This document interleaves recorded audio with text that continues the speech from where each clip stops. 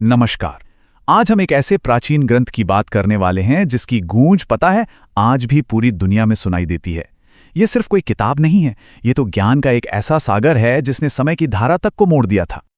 चलिए इस सफर की शुरुआत एक बहुत ही दिलचस्प मोड़ से करते हैं। किसी शांत आश्रम से नहीं, बल्कि एक ऐसे युद्ध के मैदान से जहां दुनिया को जीतने का सपना अपनी बुलंदी पर था। अब जरा सोचिए, एक ऐसा सम्राट जिसके सामने पूरी दुनिया झुकती हो, उसे भला कोई सेना या कोई किला नहीं बल्कि सिर्फ कुछ शब्द कैसे रोक सकते हैं? है ना सोचने वाली बात। बात हो रही है 326 ईसा पूर्व की। सिकंदर महान पूरी दुनिया को जीतने का सपना लेकर भारत की धरती पर कदम रखता है। उसका बस एक ही लक्ष्य था, हर हाल में जीत। पर यहां उसका सामना किसी सेना से नहीं हुआ, बल्कि एक विचार से हुआ। उसके गुरु डायोजिनीज ने उसे एक प्राचीन ग्रंथ का एक छोटा सा हिस्सा सुनाया, और बस उसी पल इतिहास ने एक नई करवट ले ली।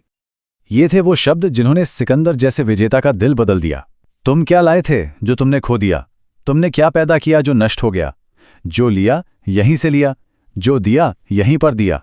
जो आज तुम्हारा है कल किसी और का था और परसों किसी और का हो जाएगा, क्योंकि परिवर्तन ही संसार का नियम है। ये बातें सीधी उसकी आत्मा में उतर गईं। इन शब्दों का असर इतना गहरा हुआ कि सिकंदर ने दुनिया जीतने का अपना सपना वहीं छोड़ दिया और अपने सेना के साथ घर वापस लौट गया। सोचिए, एक विचार ने एक पूरे साम्राज्य को रोक दिया।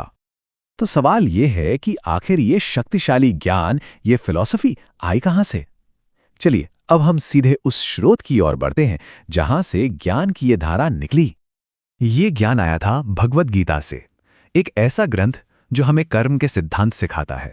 मतलब ये सिर्फ रास्ता नहीं बताता, बल्कि उस रास्ते पर चलना कैसे है ये कला भी सिखाता है। और सबसे हैरान करने वाली बात तो ये है कि गीता का जन्म हुआ युद्ध के मैदान में, लेकिन इसकी शिक्षाएं लड़ाई की नहीं बल्कि जीवन जीने की कला और यूनिवर्सल ह्यूमन वैल्यूज की हैं। गीता के जो 18 अध्याय हैं वो जीवन के लगभग हर उस सवाल का जवाब देते हैं जो हमारे मन में कभी ना कभी उठता है, और एक बहुत ही साफ रास्ता दिखाते हैं। और देखिए, यही एक बड़ी वजह है कि गीता का ज्ञान किसी एक संस्कृति या धर्म की सीमाओं में बंधकर नहीं रह गया। ये तो पूरी इंसानियत के लिए एक तोहफा है। ये बिल्कुल सही तरीके से दिखाता है कि गीता किसी एक धर्म की किताब नहीं है। ये धार्मिक दायरों से बहुत ऊपर है, और इसीलिए दुनिया का कोई भी इंसान कहीं भी इसमें अपने जीवन का समाधान ढूंढ सकता है। जैसा कि कहा भी गया है, गीता का उपदेश सिर्फ योद्धा अर्जुन के लिए नहीं था, ये तो पूरी दुनिया के लिए था।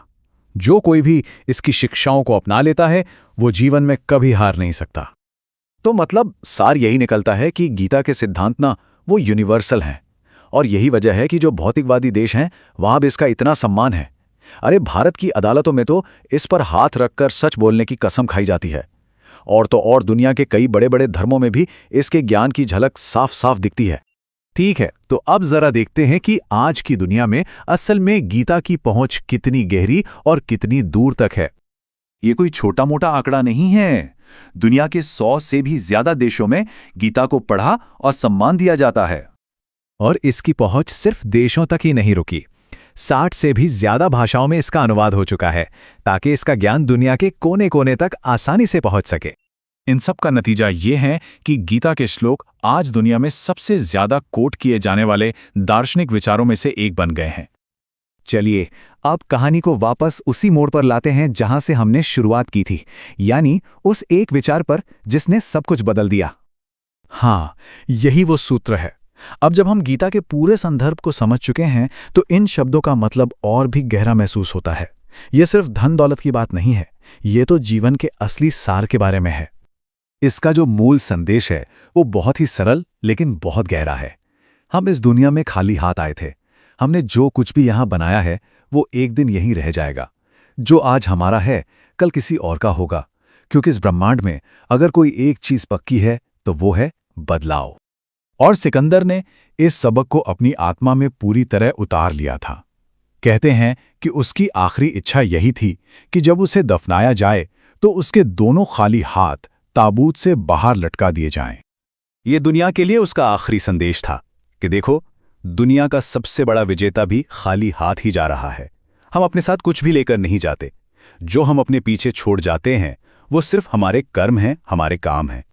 तो आखिर में ये सब एक बहुत बड़े सवाल पर आकर रुक जाता है। अगर सब कुछ मतलब सब कुछ टेम्पररी है, तो फिर वो एक चीज क्या है जिसे हम सच में अपने पीछे छोड़कर जाते हैं? शायद इसका जवाब हमारे कर्मों में ही छिपा है।